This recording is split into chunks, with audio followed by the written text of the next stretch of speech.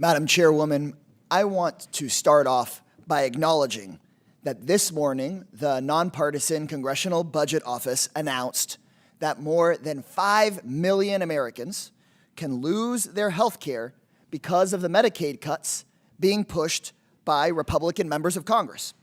So, of course, Republicans on the Government Efficiency Committee are holding an emergency hearing on semi-pro fencing. Not fences like the kind that goes around a building, but like the sport with the swords. And I've knocked on thousands of doors and talked to thousands of Republican, Independent, and Democratic voters in my career. And not a single time has someone flung open their door and said, "Thank God you're here, Congressman. I want to ask you about transgender people fencing." It's just never happened. I've never even met a fencer before. I've just seen it on The Parent Trap. I'm sure it's a great sport, but what the hell are we doing here?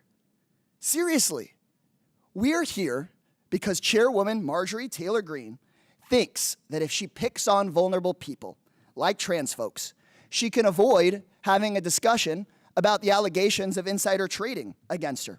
She thinks that she can distract from the fact that Trump and MAGA Republicans are raising your costs every single day, suppressing your wages every single day, stealing your taxpayer dollars every single day, and threatening your health care. That's the reason we're at this crazy hearing today. Here we are in a subcommittee supposedly about government efficiency, spending hours upon hours trashing trans people and talking about trans folks in sports. There's more members on this committee than there are trans people in all of college sports. Of the 500,000 student athletes in America, about 10 of them are trans. Not 10,000, 10. In Olympics, there are even fewer.